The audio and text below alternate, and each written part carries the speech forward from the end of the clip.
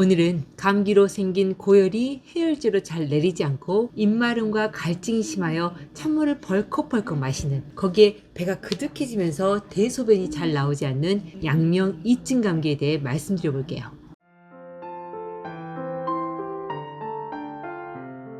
제가 감기, 즉 냉기가 인체에 침범되면 1단계, 2단계, 3단계 순으로 피부층에서 내부로 들어오는데, 그게 정형화된 증상으로 나타나므로 그 현상을 묶어 1단계는 태양경증, 2단계는 양면경증, 3단계는 소양경증이라 한다 말씀드렸잖아요. 거기에 피부 표면에서 주로 증상이 나타나면 표증으로, 내부 장기에서 주로 증상이 나타나면 이증으로 구별하므로, 결국 감기가 인체에 들어오면 태양표증, 태양이증, 양명표증, 양명이증, 그리고 소양표증, 소양이증으로 6가지 증상 그룹과 치료약이 존재하는 거고요. 그리고 저는 이제까지 1단계 태양표증, 2단계 양명표증, 그리고 3단계 소양표증과 소양이증까지 말씀드렸고, 오늘은 2단계 양명이증에 대해 말씀드릴 거네요. 예전에 한방 공부를 함께한 약사님 이야기인데요.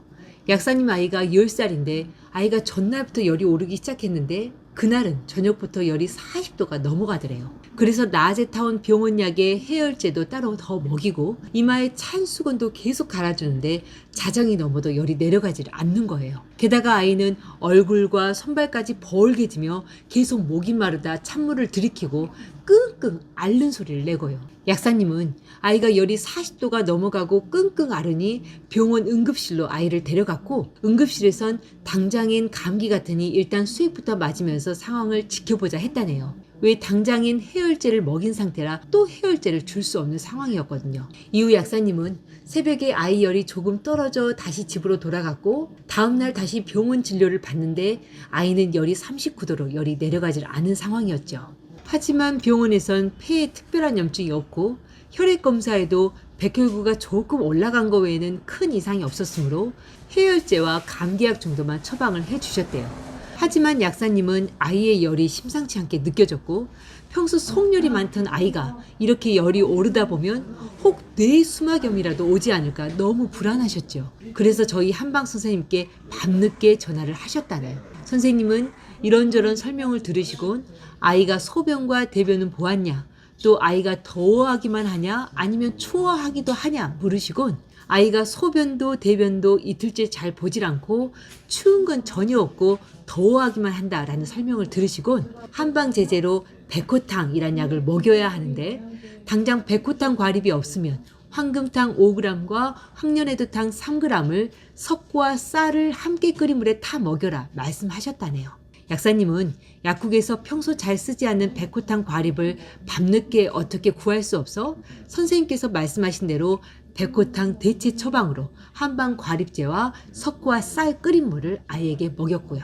그런데 정말 거짓말같이 한 첩 먹이니 아이가 정신을 차리고, 2첩을 먹이니 열이 다 떨어져 정상으로 돌아오더래요. 해열제나 항생제는 전혀 쓰지 않은 상태에서요.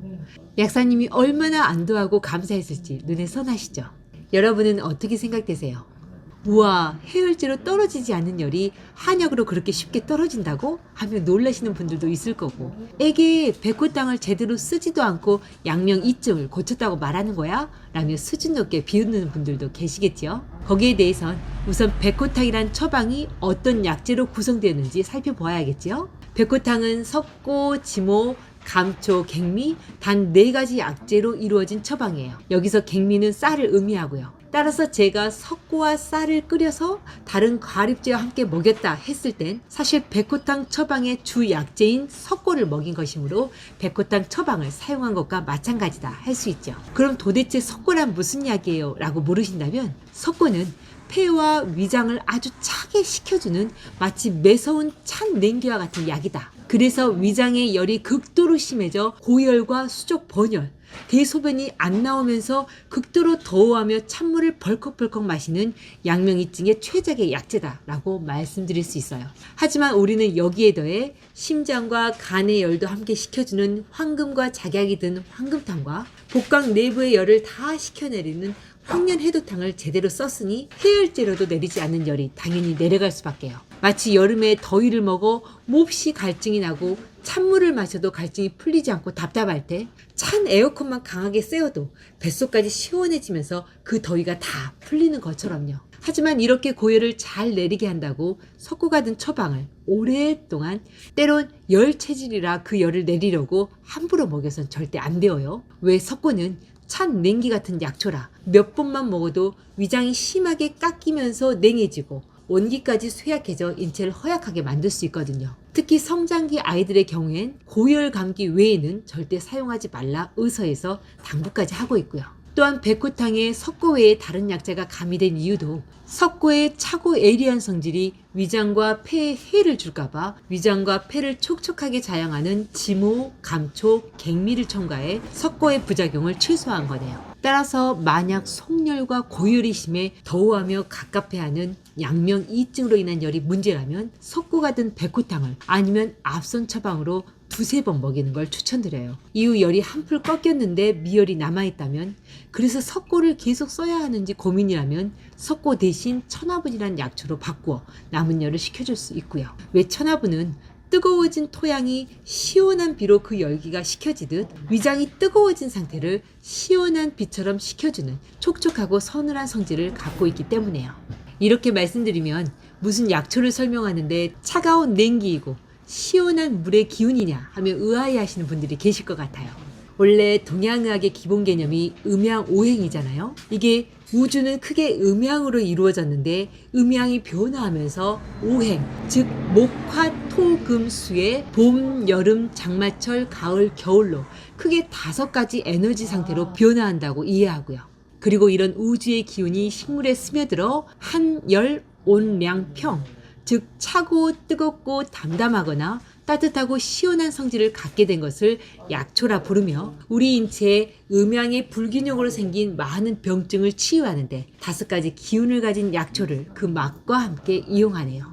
가령 단맛은 비위장으로, 짠맛은 신장으로, 매운맛은 폐로, 새콤한 신맛은 간으로, 그리고 쓴맛은 심장으로 들어가 작용하니 결국 맵고 뜨거운 성질의 약초는 폐로 들어가 인체에 침범된 냉기를 그 맵고 뜨거운 성질로 내보내고, 쓴맛이 나는 찬 성질의 약초는 심장으로 들어가 그 열을 차게 식혀줄 수 있는 거죠. 그리고 그 열기운과 찬 냉기는 각기 0에서 100, 또 0에서 마이너스 100까지 각각의 에너지 질량을 갖고 있으므로 약초의 용량을 조절하여 인체 음양의 균형을 맞춰줄 수 있네요. 더하여 약초 고유의 수분과 진액 함유량에 따라 어떤 약초는 해당 장부에 음액과 진액을 보충해주기도, 또 어떤 약초는 오히려 수분과 진액을 말리기도 하니 약초를 찬 바람이다, 시원한 물이다, 혹은 따뜻한 태양이다, 혹 뜨거운 바람이다 라는 제 말이 조금은 이해가 되시죠?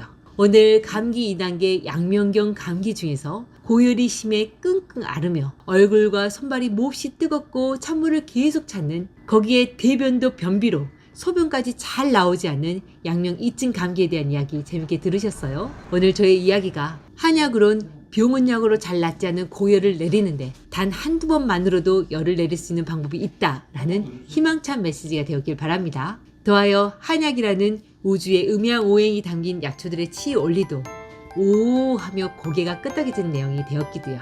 오늘도 복을 부르는 감사한 하루 보내시고요. 그럼 다음 시간에 다시 만나요.